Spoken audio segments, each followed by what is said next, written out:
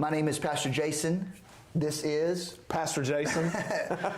So thank you guys so much for joining us today here on the Revival Center YouTube page. We call this time the Influence. So every Tuesday, live, 8:30, we bring a teaching to you guys to try to influence and speak to the culture of the day and some of the hot topics that are happening around us that we're all living through and that we're all having that same experience in real time, and try to speak to it from a Bible perspective and a teaching. So if you are watching this live behind the camera and on the computer, Brother Limbaugh is there chatting away. So if you want to jump on there and speak to him, he will be glad to respond to you as we try to connect with you in any way possible. So today is part 2 of this topic that we have been discussing, which is school shooting. Why does it happen? What are the undercurrents of it? What is the biblical response to it? What is the church's response to the school shootings that take place in our society? So if you did watch episode 1, then you saw the entire list of school shootings going all the way back to the late 90s when this really became part of our culture with Columbine and even a few before then, Paducah, Kentucky, and others. And from that time to this time, as recently, I believe, as December of last year in 2024, there have been numerous pages after pages after pages of school shootings by teenagers shooting elementary schools, middle schools, high schools, and colleges. It really has become part of a cultural phenomenon that we're all dealing with. And so what this teaching is doing is trying to explain that, understand that, and what is our role in our culture whenever it comes to school shooting. So what we ended off last week, and again, I go back and encourage you to listen to it, because this is one continuous thought. And make sure you like this video and make sure you subscribe to the channel as you can get more of this content. And this is how we influence. This is why we call it the influence. We get it out there in our culture. But as we move forward now in the new part here, the way we ended it, we were talking about the depravity of the human heart. How can somebody who is 16 years old walk into their classroom and then begin to kill innocent people and teachers and coaches and students and then kill themselves? What makes a human being get to that place in their life? What we explored was the concept, the doctrine of human depravity, that when Adam and Eve sinned in the garden, that there is such depravity in our hearts that really the only thing that can pull us from that abyss is Jesus Christ. And we ended with what a church father confessed to. Augustine is his name. And as he began to confess, he didn't confess to what we would call major sins. What he confessed to was that he stole an apple and he enjoyed it. And he enjoyed stealing the apple. He didn't steal it because he was hungry. He didn't steal it because he was trying to feed somebody like Robin Hood. He did it because he just liked to do it. The thrill of doing it. The thrill of doing it. That is the depravity of the human heart. Yeah. And at the end of the day, as we get into the profiles of school shooters and what makes them tick and why do they kind of lose reality a little bit, at the end of the day, man, it is just simply the depth of what a human being is capable of doing outside of Jesus Christ. Yeah. The need for Jesus, the need for the gospel, the need for biblical morality is far greater than what we understand. Just to try to put this in perspective, the word genocide was not even a word until 1943. The word genocide was conjured up in our language to try to explain mass killings and mass destructions. Up until 1943, there was no word in our vocabulary to adequately explain that depth of destruction that human beings are able to do to other human beings. So beyond school shooters who kill random innocent people, I want to put it and frame it today in the perspective of other dictators in the world who do horrible things And that sin root, the depravity of our heart, is the commonality between every sinner on this earth. Brother Jason, won't you share a list of the top 10 most evil dictators of all times in our world? Yeah, so it's sad how they rank these. They ranked them by how many deaths occurred under their regime. So when I was doing the research on this, some of these I had never even heard of because they don't get the publicity in the history books that others do. You'll recognize a couple of the names, but some of them we don't. But kind of listen to some of the tragedies and the atrocities that occurred while they were dictators. So the number 10 ranked one is Yakuba Gowon. He was in the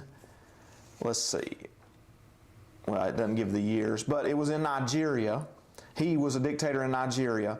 Basically, the breakdown is that 1 million civilians were on the wrong side of a blockade caused by a war of secession in Nigeria, and 100,000 soldiers who died in that war. So the breakdown of how many deaths occurred under his regime is 1.1 million deaths, and that's the low end, which is extremely tragic and sad. So you had him, and like I said, that's in Africa and Nigeria. Number 9. Now, some of these names are a little wild, so just bear with me. But you've got Mengistu Haile Mariam is how I would say that. He's ranked 9th. He is responsible from anywhere from 400,000 to 1.5 million deaths. He was the president of Ethiopia and a colonel of the Derg, and that was a communist militia. And then he systematically killed those against him and what they called the Red Terror campaign. And by the way, this cat's still alive over there in Ethiopia and Africa. We move on to number 8. We've probably heard of this guy because of his son, who is now the leader in North Korea. We've got Kim Il-sung.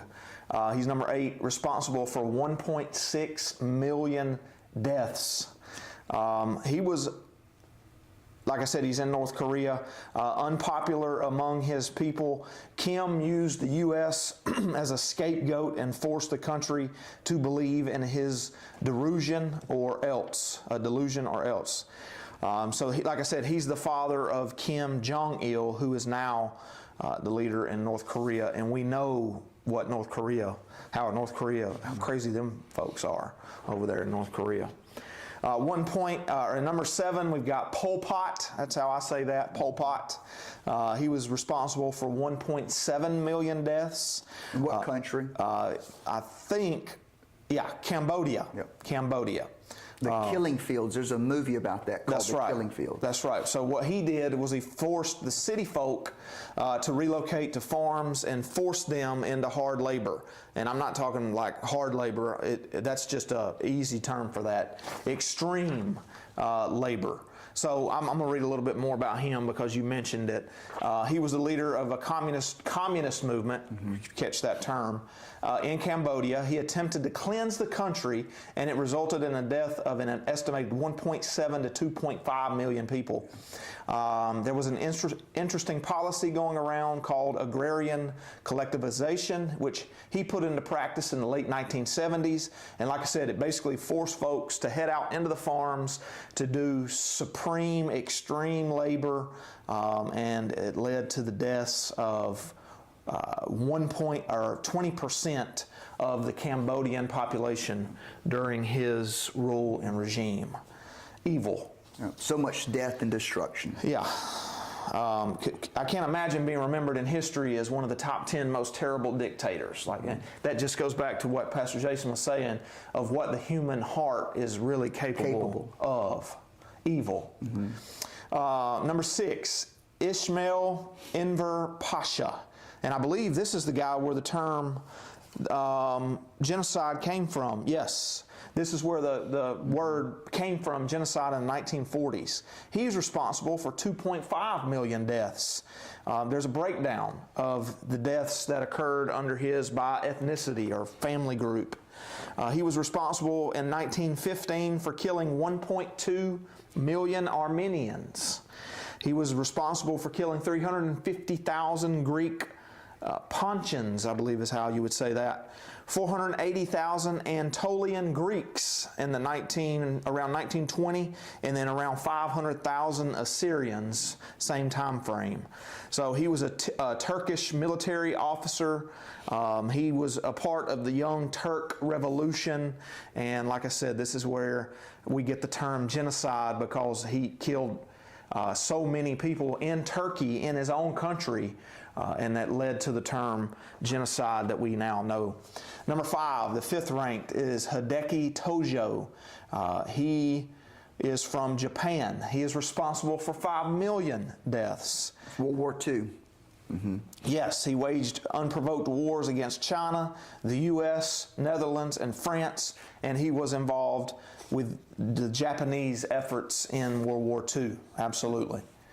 You got number 4, Leopold II of Belgium. Yep. He is responsible for 2 to 15 million deaths. He created a colony called the Congo Free State. It enslaved its people and forced them into labor plants.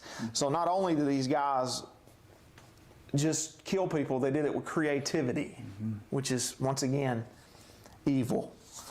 Number 3, we've all heard of this guy, I was kind of surprised he was number 3. I thought he would be number 1, but you'll see why here in a second. Adolf Hitler.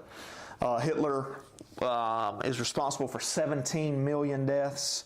We know the concentration camps, civilians in World War II, all of the war efforts that he was behind in World War II, the Jewish Holocaust that he was responsible for in World War II. Evil man, Adolf Hitler.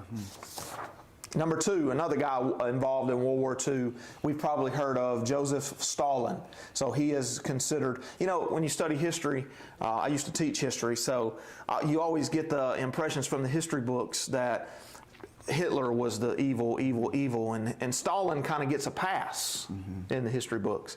But Stalin was just as evil. He was. He was responsible for 23 million deaths, and he purged Russia, the Soviet Union, and he had a lot of dealings and killings in the Ukraine, which is interesting that 100 years later, we're still dealing with Russia and Ukraine on a historical, a historical That's right. cycle, I guess you could say. But he was the leader of the Communist Party in the Soviet Union from the 20s to the 50s, and he followed an evil man that wasn't on this list, but Lenin, That's right. who was also very evil. And then number 1, Mao Zedong. He was in China. He was the leader of the Communist Party that overthrew China. Listen to how many deaths he's responsible for. This is just mind-blowing. 49 to 78 million deaths that he was responsible for. And it talks a lot about just all of because he kind of came in and out of power a couple of times because the communists couldn't figure out who they wanted to lead the party, but basically his policies and his political purges from 1949 to 1976 caused the deaths of, like I said, 49 to 78 million people. So the point of that exercise, while we're talking about the useless deaths of these school shooters that commit these horrible crimes, is why do they do it? That's where I go. How could you do it? And the only explanation is the depravity of the human heart. How could these people oversee the killing of 70 million people? Like, how could you rationally wrap your mind around that or justify that? Because how could you live with that? Right. if you interviewed those dictators and you asked them, why did you do it? What's your justification? You know, they would all have a justification for doing it, an ideology. This is why I did it. This is why I'm right in doing it. And if you don't agree with me, then guess what? You're going to join me. You're going to be on that side. Yeah, and so that's, you know, they justify it. So if you was to begin to look at the makeup of these school shooters, they justify what they do. They feel like they are empowered to do it. They feel right in doing it. And we're going to look at, you know, kind of their sociology makeup. However, at the end of the day, spiritually, it's just simply the depth of human depravity. And that is always key in this teaching to remember. And that's the reason the preaching of the gospel, the ministries that we have at the church, at the local level in the communities are so vitally important, and why it is absolutely killing us in our communities for Christians to be on the sidelines. The lukewarm Christian who intellectually agrees with the Bible, intellectually agrees with the sermon, but then experientially doesn't live it out, is what is absolutely killing our communities, part of the problem, and our societies. Because if you believe the message of Christ and you are not engaged in that message, whether in the support of a church, the support of a ministry, or vocally, you know, being supportive, unified, and you're just sitting on the sideline, this stuff is going to just keep going, because the only stop for it is not law enforcement. The only stop for it is salvation. That's the only thing that stops the depravity of the heart just sinking all the way down, is the message of the gospel. So let's look at some similarities in school shooters. So the FBI, some traits, so to speak. Some traits. FBI, psychologists, other people have examined a lot of these people, and they've tried to find similarities between them all. So for the next, say, 10 minutes or so, we're going to just kind of talk through that a little bit and try to understand where the enemy gets a hook, where the enemy gets a foothold in the hearts of some of these disturbed individuals that would then cause them to react in this way. So school shootings and other forms of school violence are not just a school's problem, and they're not just a law enforcement problem. Listen, they involve the schools, they involve the families, but they also involve the communities. It's all encompassing. You ever heard the phrase, it takes a village to raise a kid? Yeah. I know you've had 2, I've got 3. And when you think about it, that's true. Because when you want, you know, your kids are not with you all the time. So you have to have good influences around them to raise them the right way. Well, this is the same principle. And you mentioned it just a second ago. That's why the church is so important, guys. If you're coming to church and just sitting on the sidelines, then the evil that's in the world, the chaos that's in the world, the disorder that's in the world is just doing nothing but ramping up. Those people aren't sitting on the sidelines. Evil progresses, it grows, and then if we just sit back on the sideline, if we're not involved like that village to raise our kids, to influence our community, then this is what it's going to produce something. Yes, this is what comes from that. An adolescent comes to school with a collective life experience, both positive and negative. It is shaped by the environments of their family, how they're raised. It is shaped by the environment of the school, bullying and their peers, being an outcast. But it also is it is affected by the community and obviously culture from social media, movies, video games, whatever the case is. It all paints a picture in that person's mind and in their heart that shapes them how to think and how to react in everyday life. Yeah. You say it all the time, we're a product of our culture. We are. You know, I think about a friend of mine in high school. He always came to school with a mat on. You know what I mean? He would walk in the door and he looked mad. And it would take him always, like by the afternoon, he was kind of like cyclical and routine. By the afternoon, he'd be okay. But like in the morning, you kind of wanted to stay away from Johnny. Johnny was his name. And it'd be like, Johnny, you okay? Well, when I finally realized what Johnny lived in and the rough home life that he had, and how every night when he got home, basically it was a fight till he went to bed. And sometimes when he went to bed, he was bloodied. You know, he was getting fist fights almost with his brothers, and it was almost like a war zone at home. Then I realized, well, now I know why Johnny's so mad in the mornings, because that was the environment that affected how he lived, and that was his outlook on life. That's right, yeah, and those play a factor, and we have to be aware of that. So out of that collective experience comes the values, the prejudices, the bias, the emotions, and the students' responses to training, stress, and to the authority figures in their life. So his or her behavior at school is affected by the entire range of experiences and influences in which that person comes to school with, just like Pastor Jason's friend that he was saying. So there's no one factor is decisive. Yeah, and one thing that you and I didn't deal with that these kids do now is now you add social media. Oh yeah. It's like pouring gasoline on it, yeah. It's an accelerator to it, because you add, Facebook and Instagram, Twitter, Snapchat, and they bully on that, and they see images of, like girls see images of perfect girls, and then they build this I'm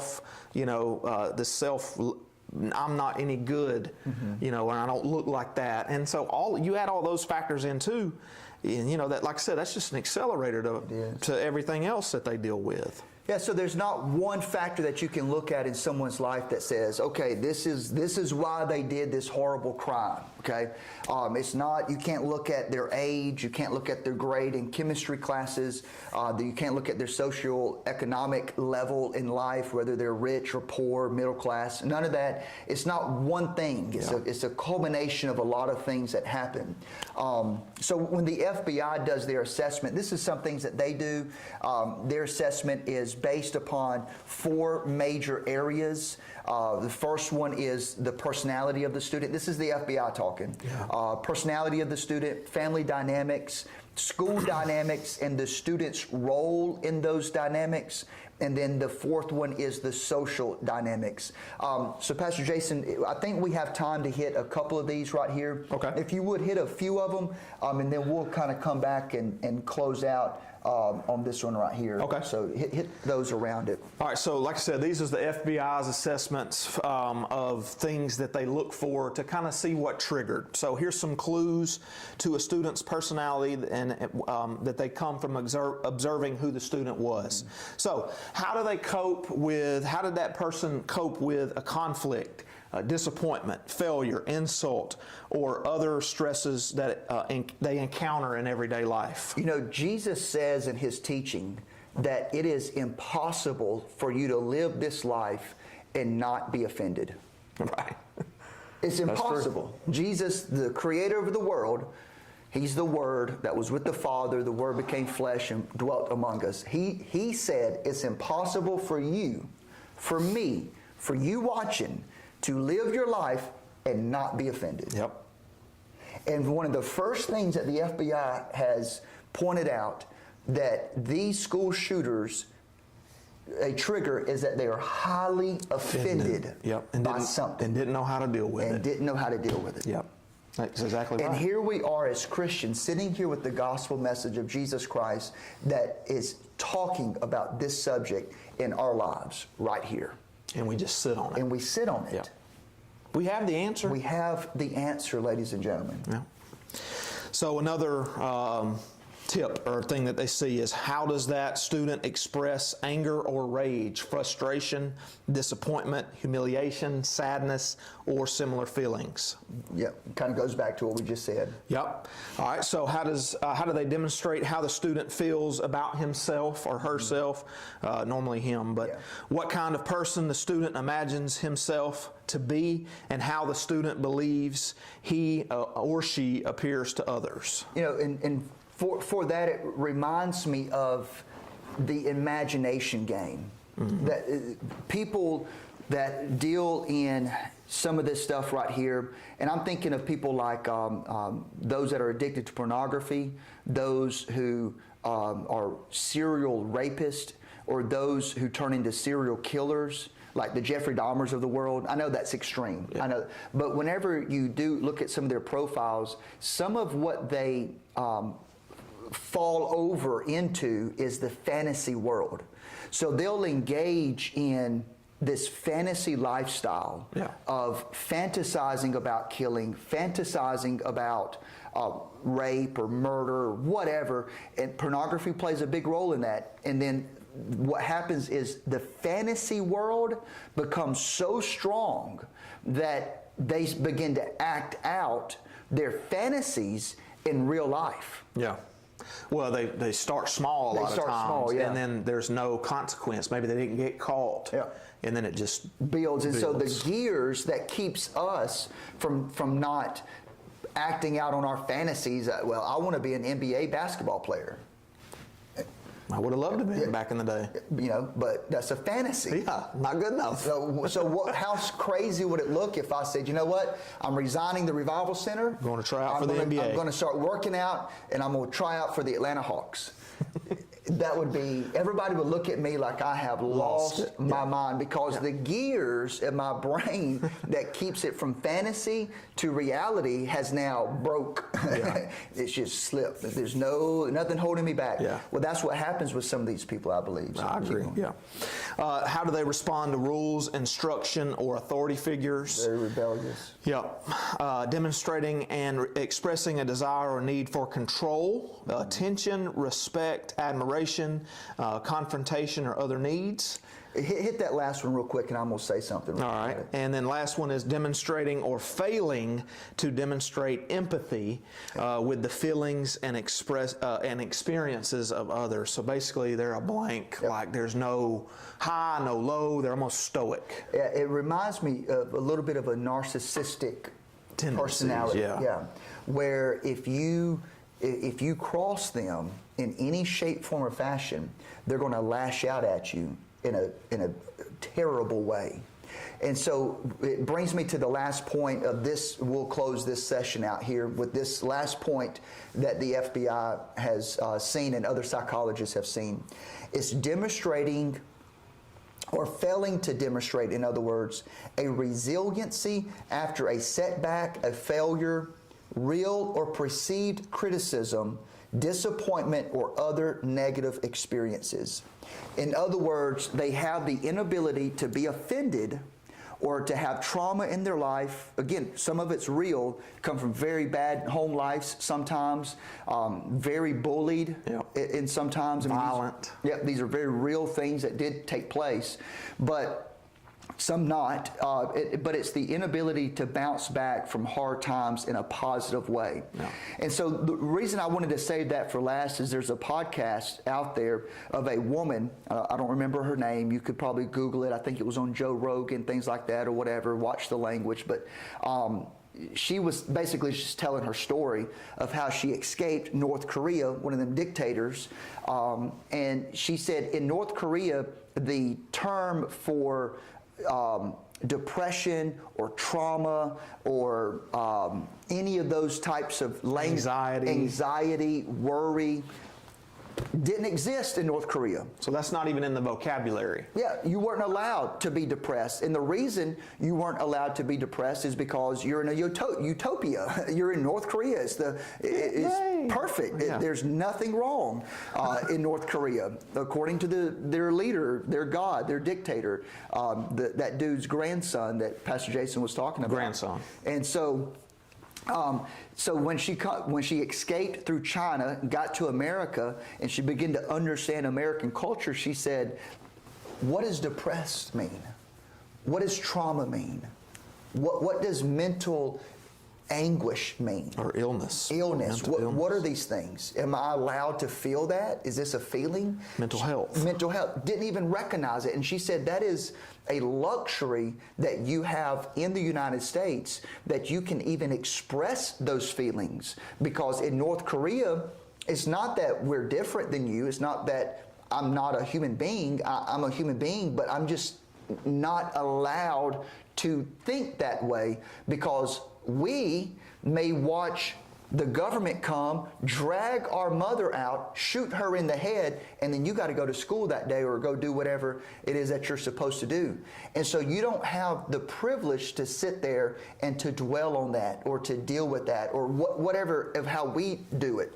And I find that so fascinating that with these school shooters with the gospel saying you're going to be offended, that we live in a society that has spoiled us, that says if I don't get my way, even if I'm raised the wrong way, watch now, this is the greater teaching of it, that even if I am raised up in an abusive environment and I was neglected, I was verbally abused, or whatever the abuse is, that I can take what happened to me and then use that as justification to go out and shoot or harm innocent people, and I am justified for that because somebody hurt me or offended me, is the depth of the human depravity to try to make something right that was wrong to you in a very, very negative way. And that's how the devil uses these hurt people to hurt other people in an innocent way.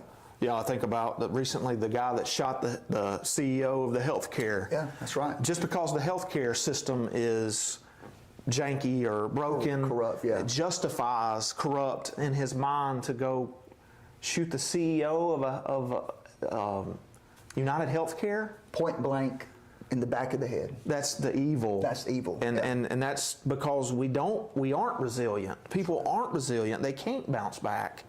And the lady from North Korea proves how resilient, they really are because of what they have lived in. That's right. That's right. So with all that being said, we're going to stop there. There's more that we're going to get into in our next teaching. I hope you're enjoying this as we take a deep dive and we really try to struggle with what makes this happen in our society. And I think you already can kind of see what our response is. It's human depravity, and the ultimate answer is going to be the message of Jesus Christ. Yeah. So thank you guys. We have our work cut out for us, but thank you for joining us today. Like the video, subscribe to the YouTube channel. Let's get this word out there. Let's influence our society. We love you guys. Thank you so much for joining us.